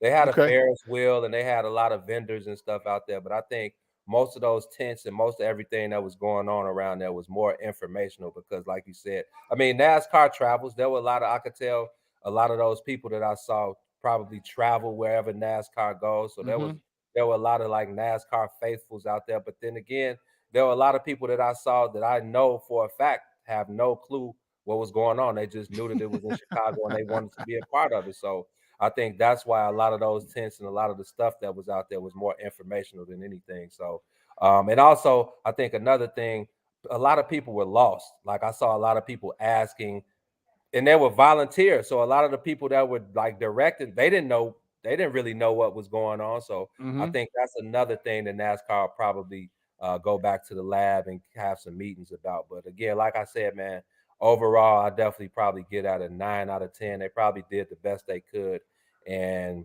the first thing the executive director and the CEO said was, great big shout out to Chicago, and they gave Brandon Johnson, the new mayor, they gave him a lot of credit as well, because he was skeptical. This deal was done by Lori Lightfoot, and Brandon Johnson, once he got in office, he wasn't really, he didn't know what to expect like a lot of us. But I feel like being able to sit down in those meetings with those guys and get to know a little more about NASCAR and a little more about their mission and bringing it here, like you said, it's like, well, how do we make this thing more inclusive for people that may not know enough about it, or even we'll say it like the inner city. So I think them bringing Bubba to Do Sable Museum, giving away 1,000 tickets and having those booths over there for kids, having Lupe Fiasco come out and perform, I think that was cool.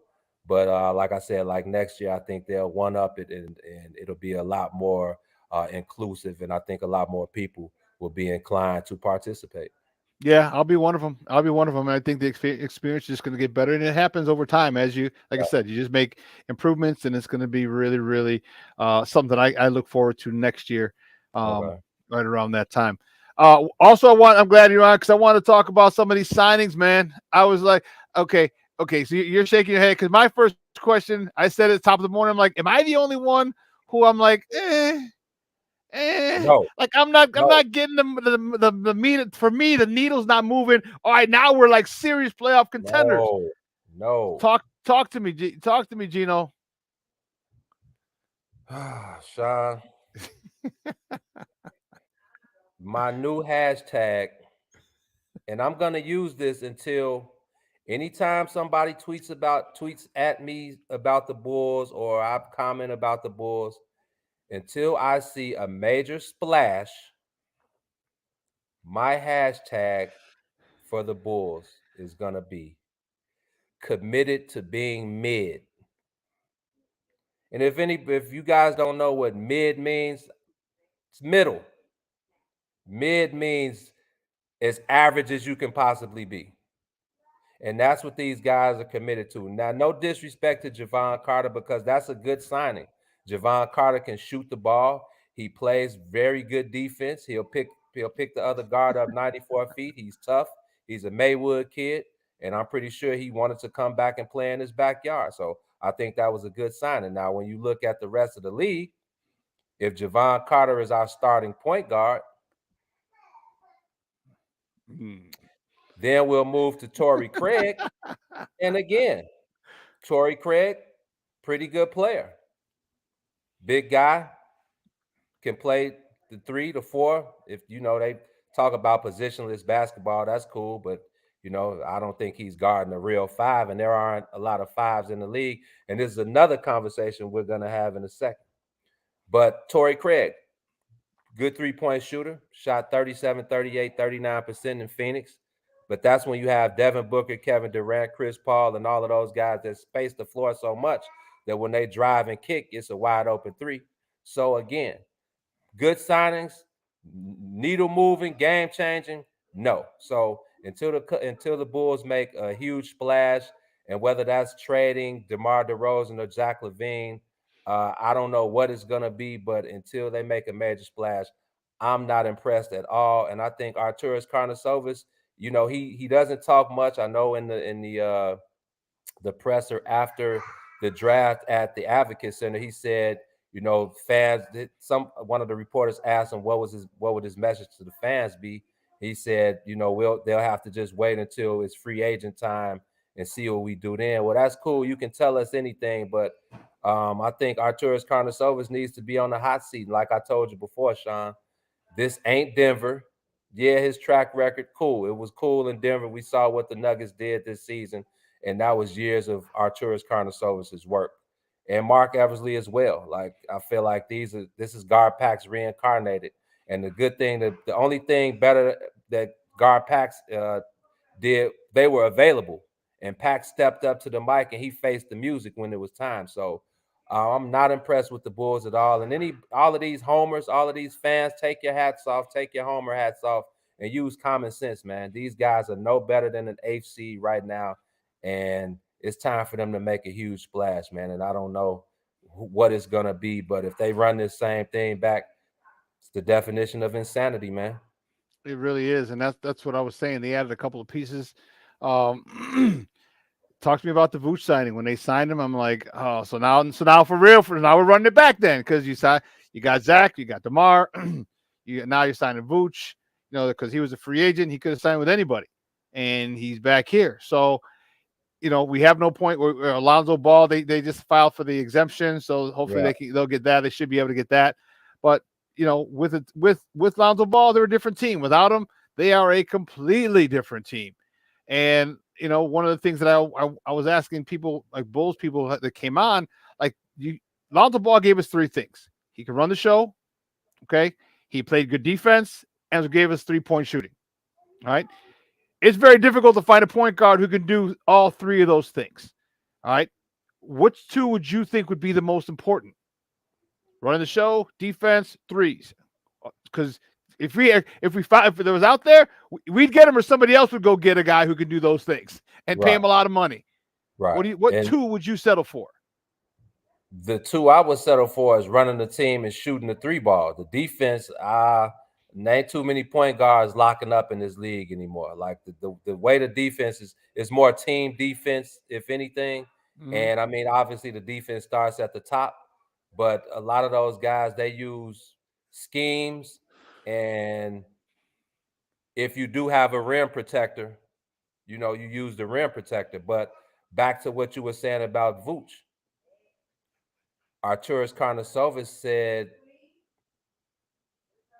Vooch has played at an elite level since he's been in Chicago. That's a lie. Vooch has been good. Vooch has been very good at times.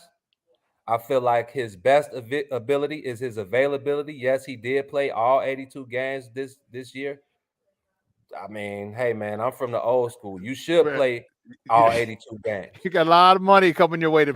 That's not, in this day, that's commendable. For me, yeah, that's cool. Vooch is not an elite level player. Yes, he averages a double-double. Somebody asked me the other day, would I rather have him or DeAndre Ayton? I said, well, man, DeAndre Ayton averaged 18 and 11 basically as a fourth option. Give me DeAndre Ayton, a guy that I know with some player development, because it's still a pretty young guy. He left after his freshman year. He ain't been in the league for too long. With some development, that could be a serious rim protector. But I feel like out in Phoenix, where the game is, and you got Devin Booker, and now you got KD and Chris Paul, who kind of runs the show, and give me DeAndre Ayton. But back to Vooch, it's just, Vooch was a top 10 rated defender in centers. Shawn, name me the best 5 centers in the NBA. Embiid. I don't think you call Giannis a center. I'd say I put him as a 4. Make Giannis a center. Let's make him a center. Embiid, Giannis. And I know I'm gonna miss the Joker. There you go. Embiid, Giannis, Joker. Give me Sabonis. Yeah, and you know what? Yeah, because since he got put out west, yeah, you forget about him. But hell yeah, yeah. Now give me 2 more. So I'll stop you there. So of course, Vooch is a top 10 rated center defense. You get what I'm saying, man? Yeah. So yeah, I get you. I'm not mad at them re-signing Vooch, man. I think a lot of his effectiveness and his efficiency was taken away because we didn't have a point guard to kind of delegate, the roles out there. And with DeMar and Zach kind of being the primary ball handlers and the ball getting lost in translation, and on the pick and roll, Vooch rolls to the basket. They always switch. Nobody's fighting through the screen. Vooch sets the screen. He rolls. Now he's on the block with a 6'6" guy on him, and they can't deliver a bounce pass or a post pass to get him an easy bucket. You know, Mouse like in you the said, he house. starts the game, first half, he'll have 16 points and he'll end with 19 or 21. Yep. So I think, you know, with a guy like Javon Carter, hopefully that's what they were looking at. Okay, this guy's a solid point guard with solid point guard skills. Yes, he's not the offensive threat that, you know, the Kyries and the Dames and the Stephs and the De'Aaron Fox and those guys are, but he is a steady guard who we know he's tough, he's hard-nosed, and he'll stick his nose in there if he has to. So I feel like that's something that could work in Vooch's favor. But again, man, like playing at an elite level, that was a big time lie from Arturas Karnisovas. And I know he was, you know, sticking up for his guy and sticking up for his signing. And as well, he can't show how bad of a hand he's played so far with that deal, you know, letting Wendell and all of those guys go, not getting the first round pick back this year. So he has to say those things. And they have to run this back, because if you think about it, who's taking Zach LaVine's max contract? Like, Zach LaVine is a damn good player, but you know, I'm pretty sure that offer was out there, and people are like, thanks, but no thanks. We'll pass. Thanks. So I don't even really want to talk bull, Shawn. I know it's part of our job, man, but those guys they disgust me. Sorry, excuse my French. They disgust me. Nothing wrong with it. Hey, you know, we keep it real here, man. So it's, you know, you keep it a buck, man, and that's all I want is just keep it a buck. And that's exactly what I said. If someone said, someone in the chat said, well, Levine's going to start the season healthy. I'm like, but what does that mean? Does that mean he's going to have poor IQ longer in the season? Like, he's going to have turnovers late in the game. He's going to have bad shot selection, you know, longer in the season. Like, shit, start a month in, so we don't have to deal with that for the first month. Right. You know, because it's frustrating. Because I agree with you. Like, he's not a max player. It's unfortunate. I mean, put it this way: for him, I'm happy. You know what, my man getting $2 million, great. I don't think you deserve it. You know, but you know, with that comes a lot of responsibility, a lot of pressure, and I don't think he's able to handle that pressure, as a lot of these guys aren't. Right? It's not about how high you can jump. It's not about. It's not how many you get. It's when you get them. You know what I'm saying? Like, when you get them, you could only average 18 points. But if you average 12 points in the fourth quarter and 8 points in the last 3 minutes or 4 minutes, that's a whole nother category. Like, oh damn. It's when you get them, and Zach just hasn't been able. Is not that dude who's able to get them when we need them, and that's the thing. He makes poor decisions, bad ball handling, turnovers. It's like, come on, man! Like, for $215 million, hell, me and you split that. We'll go make the same turnovers, dog. Yeah, like you said, it ain't our money, man. So you know, I'm never counting nobody's pockets. I'm happy Zach got his deal. Hopefully he comes back this season. You know, he worked on a couple things. Like you said, he can average 25, 5, and 5 in his sleep, man. That's just how talented of a guy he is. But like you said, it comes down to those key plays in the game. Can you make a play for your team? Can you make the big bucket when it's needed? And, you know, who's the leader of the team? That was another thing that I questioned all last year. It's a reason why I feel like they brought Pat Beverly in. Maybe not to be the leader, but to be a guy that's going to try to hold those other guys accountable. And I think it worked.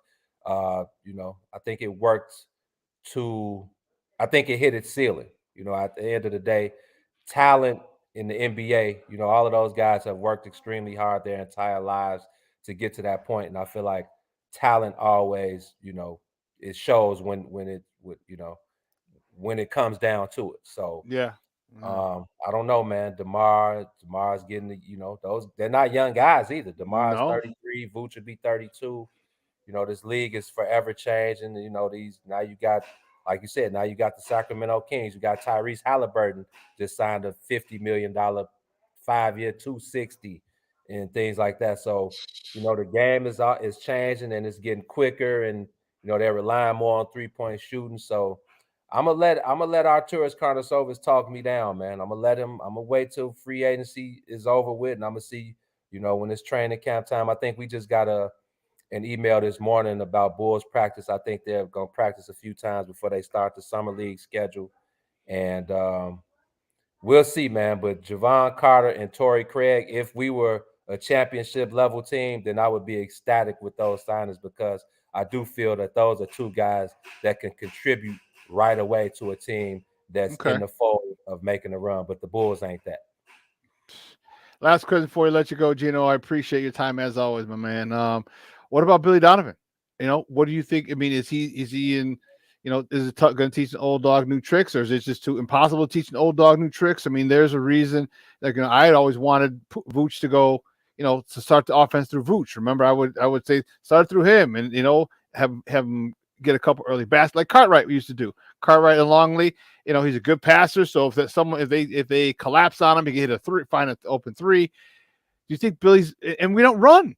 We don't run the God bless. I mean, let's run. Let's get out and run, baby. That was one of the biggest things with Lonzo Ball. He got it. That thing was gone. Rebound, outlet to Lonzo. Lonzo up to somebody running, streaking down up the court. And Lonzo a lot of times didn't even go past half court. He's got it, turn it, toss it, laid it in. All right, I'm back here for defense. Is that going to change? Do you think Billy Donovan's going to try and get a little more free flowing and run a little more? I mean, I know we're older, but man, Zach ain't old. Io ain't old. Kobe White ain't old. All right, we got a lot of young guys on this team. Do you think they're going to change? We're going to try and get a little more up tempo with this team because, man, that's the NBA. Yeah, but when you look at a team, we'll just use the Nuggets for example. And we'll compare Vooch to Jokic. Obviously, the Joker is the Joker, but I feel like they're similar in being big guys that can play all around the floor. Yeah, I call him the poor man's Joker. Very poor man's Joker. You know what I'm saying? When you look at the continuity. Look at the way that the Nuggets move offensively when the Joker gets that ball in the mid post or when he gets that ball on the low post. He's looking to pass the ball first. Yeah, he can get a bucket whenever. That's just how talented he is. But you got KCP who's standing out there that can knock it down, or he'll cut to the basket for the dunk. You got Michael Porter Jr., same thing. He can shoot it with the best of them, or he's 6'10" and can cut to the basket and get an easy bucket. You got Aaron Murray. Gordon. Aaron Gordon too. Yeah, another 6'9". I haven't even gotten to your star, Jamal Murray, who can make plays for himself. He averaged 10 assists damn near in the finals, hitting triple doubles. So when you look at the continuity of the team, you have to look at everybody, man. And I just don't think the Bulls, they're not fit for that type of offense. And then when you talk about running, it's DeMar DeRozan. He slows the game up because that's how he needs to play. Mm-hmm. So back to what we said from the beginning, some things have to change, and I feel like that's trading DeMar DeRozan. Now, what you get back for him in return, it's not our call, it's not our money, but I think that's where it starts. So when we talk about Billy, I think is Billy the guy for the job? I don't know. I think Billy's a pretty good coach. I think he's a player's coach. But I think at times in that locker room last year, it was divided. Some of those guys were on Billy's side and some of them weren't. And obviously we saw what he did with Zach, we knew that Zach wasn't really feeling that. And I feel like that was part of the start of the divide of the team. And it's like, well, this is a new school, a new era. And like I told you, when I talked to Doc Rivers, I asked him, well, man, what's the biggest difference in when you came up versus these guys that you coach now? And he said, man, when I came up, you used to have to honor and respect the coach. He said, now you have to honor and respect the player. Wow. So it's a players league, man. And I feel like Billy, he's a nice guy. I feel like behind the scenes, he may speak up a little, but I don't think he's one of those coaches that are really holding those guys accountable. So I don't see much changing, man. I don't see much changing offensively. I don't see much changing strategy-wise. Yeah, man, I think these guys are 6th, 7th, 8th seed at the best. And if they do What about P. Will? What do you think? Is it about time for him? Like, come on, man. It's your 4th year in the league, dog. Like, you gotta stop deferring to DeMar. You gotta show that you got game too. You know what I'm saying? Like, with them there. When they're on the bench or injured, he goes ham. Like, okay, cool. Let's bring that when the big dogs are out and make yourself an option. Like, come on, dog. It's show your man, show you got game too. Like, and that's what bothers me. Like, you and I know we go to a new court, we go somewhere. It didn't matter who, if it was our first time. We want to let people know we got game. All right, it's not about I'll let you go. No, this is your court. I'll let you go. This is your team. I'll let you score. No, dude. I got game 2. And Patrick Williams has to step up. He got to let his balls drop and be a freaking man because that bothers the hell out of me. As talented as that son of a biscuit is, man. I agree. I just got fired up, dude. Yeah, you did, man. But I felt that in my soul, Shawn, and I agree with you 100%. But back again, let's take it back to the origin. It's DeMar DeRozan. DeMar has to go, and I love DeMar. I think he's a great guy. He came in, did his thing, 2 All-Star appearances. Nothing bad to say about DeMar, but he has to go in order for P. Will to actually be able to get out there and spread his wings, man. I think that's his spot. Last year, I said, man, if he did anything less than 15-7 and 40% from the 3 and 50 from the field, I wasn't going to be impressed. But then as I'm watching the game, I'm watching him, like you said, I'm watching him defer to those older guys because that's just the nature of who he is. Now, I feel like if you take him and throw him in the fire and there is no one to defer to, obviously if Zach is still there, that's a different position. But DeMar was literally playing Patrick Williams' position and getting all of the touches and the looks there. So now with DeMar gone and P. Will thrown into the fire, now he has no choice but to show and prove. And I think, he puts in a lot of work in the offseason. And I think he's very capable of it. Yeah, me too. Until he's thrown in the fire, until he's given, they take the handcuffs off of him and tell him, go for yours. And what I'm big on, player development. Where is it? I think it has a lot to do with that. Who's developing these guys, man? So you know anything about their new guy? Because they just hired a new Peter Patton, shooting coach, man. He's Catholic League, man. I played against. He was my year. He was Loyola's star player, star football, baseball, and basketball player. Peter Patton should definitely be an upgrade in there. I think he can provide a little more than just being a shooting coach. I feel like there's a lot of things behind the scenes that we won't get to see that I feel like could be effective in some of those guys' games when they get out there on the court. So we'll get some we'll as the season progresses and when we get to training camp, and once we get back inside the building and we get to talk to these guys, we'll be giving some more information.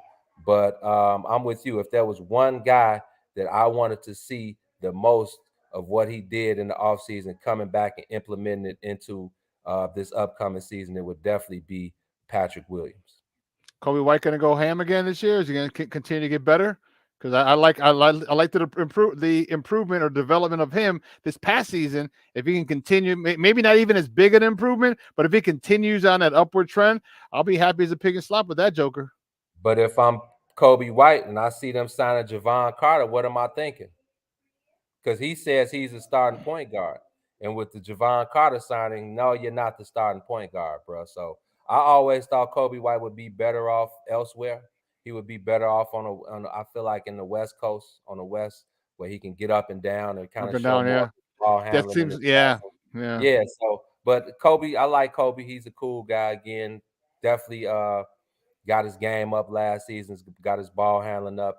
He's always been a pretty good shooter.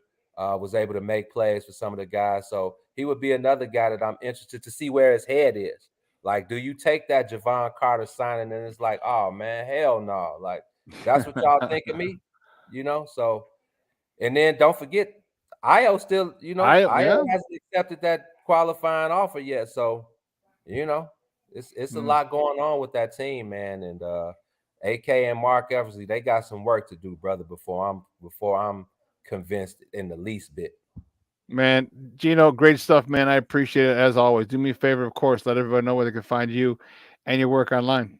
Man, find us Twitter at It's the Bigs, ITSTHEBIGS. Find me at Stay Humble, STAYHUMBLE.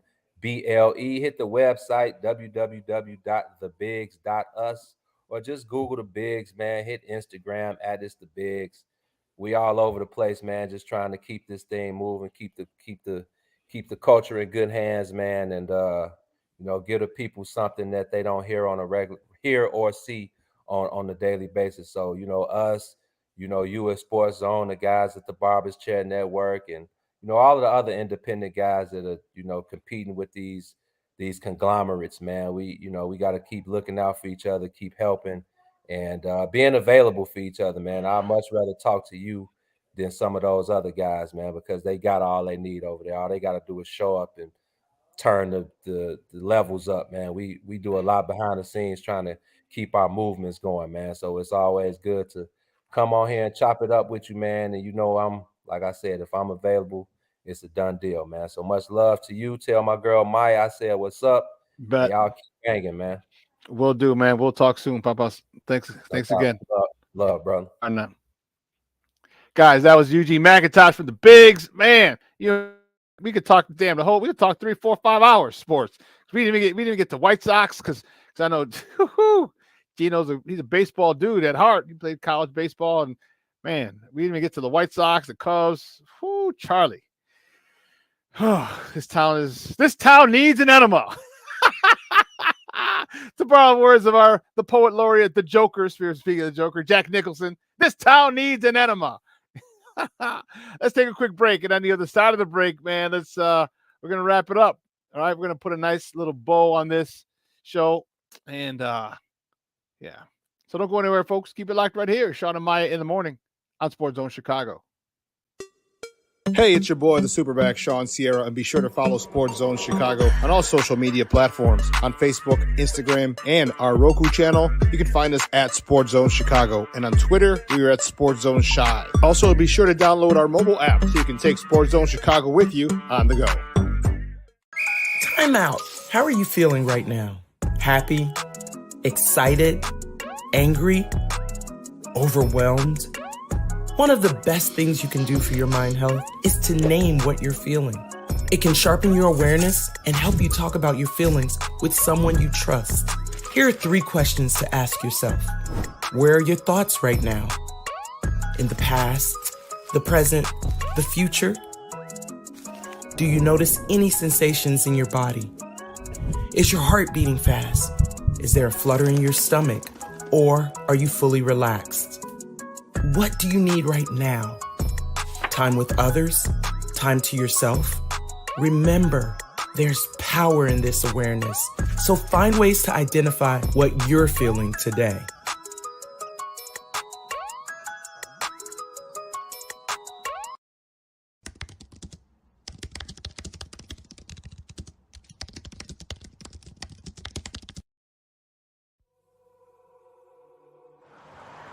At a time when the news seems as subjective as the partisan politics dividing this country, independent professional journalism has become a resource people need to get the honest and accurate information for their lives. That's why I created JQuillenReports.com. As a born and raised Chicagoan, I know this city better than anyone. So my investigative stories are all original, and they'll go deeper to expose the truth by using information obtained from public information databases and in-depth interviews with the movers and shakers. My future stories will introduce you to people and businesses who are changing the world, not just Chicago. My missing person stories will spotlight those who you don't hear about in the mainstream media, who are often overlooked. If you want to hear my personal views on things around the world, check out my blog site, which is based off of factual information on my life experiences. There's also past episodes of my weekly sports podcast show, What's Up Cuz, that I host with my real-life cousin, Lance Urban. So if you're looking for all this information and more, check out jcoinreports.com and follow me on Twitter at jcoin. Every day we take steps to keep the people we love safe, but some health risks are easy to miss. Ticks hiding in the yard can spread germs, like the ones that cause Lyme disease. Mice searching for food can spread bacteria that makes us sick. Mosquitoes lay eggs in standing water and can spread West Nile virus and more. Cockroaches are drawn to water in the home, leaving behind allergens that can trigger asthma attacks. Common pests can threaten our health. Learn how to protect your family at pestworld.org.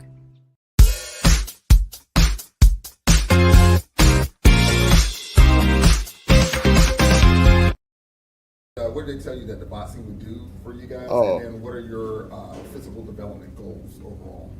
Yeah, I think it's really good conditioning thing, boxing, when you're doing it. That's kind of what I've done it for in the past couple times. And then, I think that's kind of mostly, and that's also a lot of fun. You're kind of just, I don't know what we're doing. I don't think we're fighting each other, but, it'll be fun to see everyone do that. And then, for me, physically, get faster, stronger, and I think kind of build power and everything. So obviously, a big couple months here before the training camp. Is there a weight goal or? No, I'm pretty happy with my weight. I'm not going to stress about gaining or anything. So just want to feel good, and whatever weight that is, and I'll try to be at that. Welcome back to Shawn and Maya in the morning on Sports Zone Chicago. That was number 1 overall pick, our guy Connor Bedard, and they put him through boxing workouts, is what he's saying, and I like it. The conditioning is great. It's one of the best sports to get in. Like you don't find any out of shape boxers. If you do, you're not a boxer for very long. Trust me. I was fortunate. If you remember, I think I mentioned this story when I lived in New York. I was a member of Gold's Gym, and it was they had boxing classes. So I was like, oh, you know what? Let me take, I had a little bit of boxing, from what I thought my years, but my Iran Barkley was the coach. So if any of you who of a certain age, or you may remember the name Iran Barkley, and man, you talk about getting me back into shape. Cornelius, you asked, he's 17 years old. Connor's 17. I think he might be 18 by the time the season starts, but he's 17 years old. But Iran Barkley, man, it was great working out with him, dude. It was, let me tell you something. That was such a fun few months working out with him. Wow. The best, and I probably should get back to this. One of the things he would do is he would just tell me, all right, when we were done with the workout, the class was over. He'd say, all right, the class time is over, but you're not done. He's like, go jump rope for 3 rounds. And the first I said, what? He goes, yeah, go jump rope for 3 rounds. It's like, what does that mean? He's like, well, how many minutes in a round? I'm like, 3. He goes, how many minutes between rounds? Like 1. Boom, there you go. So I had to jump rope. If you've never jumped rope, if you've never jumped rope, 3 minutes is a long time. And then you got a minute rest. So he sat down, and then again, 3 minutes, then sit down for a minute. Then that 3rd minute, I was up to 5 rounds at one point. I was up to 5 rounds. And man, oh man, oh man. So the conditioning, that was just that. That wasn't even road work. It wasn't even the speed bag. It wasn't even the heavy bag. That was just jumping rope. So imagine the type of shape that these guys, the various workouts you could get with, as they're having them go through boxing workouts. Good stuff. Somebody mentioned something earlier, and you know what? We'll talk about it. Well, we got a few minutes left. Junior, you mentioned it, and I thought it was crazy. ESPN laid off tons and tons, a lot of big names. I often wonder why. And they say cuts. All right, okay, whatever. I get it. But like, why are you,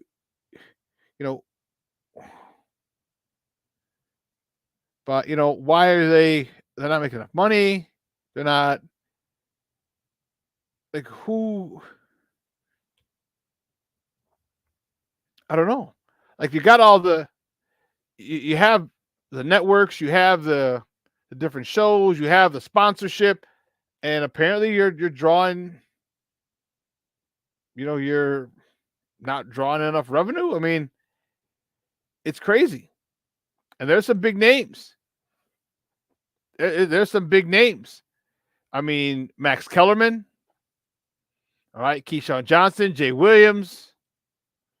All right, Susie Colbert. So now Joel Namath can't be drunk and trying to hit on her until he wants to kiss her anymore. Jeff Van Gundy. It's the list. Todd McShay. Right about him. David Pollock, Georgia linebacker, college game day analyst. See Jason Fitz. It was crazy. It was nuts. So where are some of these guys going to end up? That's the question. All right, Fox. I would assume many of them are going to head over to Fox. but probably going to go to some local,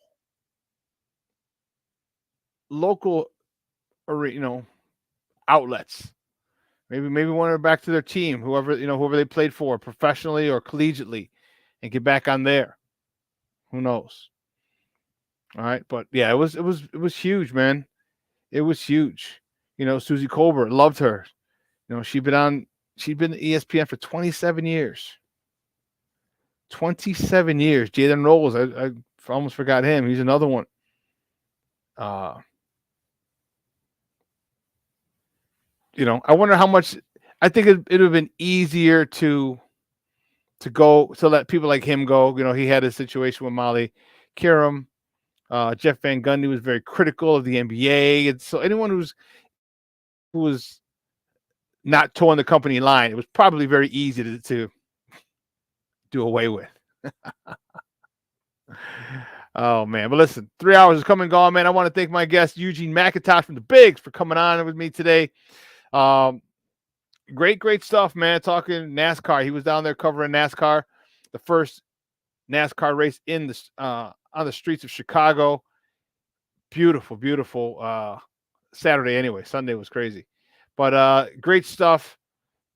And he was saying how he was just in awe of the speed, the tires, the if it's something you've never done or seen before, yeah, and it's such a big production. To shut down the city of Chicago, yeah, that's a big production. So I want to thank him, and then he was able to talk Bulls with us. So that was pretty dope as well. And he's one of the guys that I really love talking sports with because he's a former collegiate athlete. And we look at sports differently. So I love, and the fact that he could talk a whole bunch of different sports is what's really, really awesome. So, hey, Brandon, thank you, Papa. I appreciate it. We'll see you on Friday. But yeah, so great stuff. Big shout out to my guy Eugene McIntosh, as also. Cornelius says, "Great show as usual. Tell Gino to lighten up on the Bulls." No, man. Cornelius, I'm right there with him, man. It's time. You bullshitted us long enough, man. And you're running it back with what? And the key thing is DeMar. DeMar slows this team down. And you see the way Denver plays. Whoo, Charlie, they move. Well, listen, I want to thank my guy Steve Weekly for getting all my clips together. I want to thank my executive producer Elliot Baez, my social media guy Clarence Council III, my co-host in absentia Maya Kai. All of us were able to put together a wonderful show. So for Steve-O, for Elliot, for Clarence, and for Maya, I'm your boy, the SuperBack, Shawn Sierra. We'll see you on Friday. Same bat time, same bat channel, 9 a.m. to 11 Central Time. All right, guys, have a wonderful day. The week it's supposed to be nice. It's supposed to be nice the weather the next couple of days. So get out there and enjoy it. Get out there and enjoy it. 80, 89 today. Damn. All right. 77, 78, 78, 85 on Sunday. Okay, nice weather. So enjoy it. Spend it with your loved ones. Have a great time. Guys, I'm your boy, the SuperBack, Shawn Sierra. And stay tuned, okay, at 12:15 today, Second City Sports, because they were off Monday for the holiday. Second City Sports will be joining you at 12:15 today. All right? I'm your boy, the SuperBack, Shawn Sierra, folks. Sports owners, I love you. I appreciate the love and support. I'm out.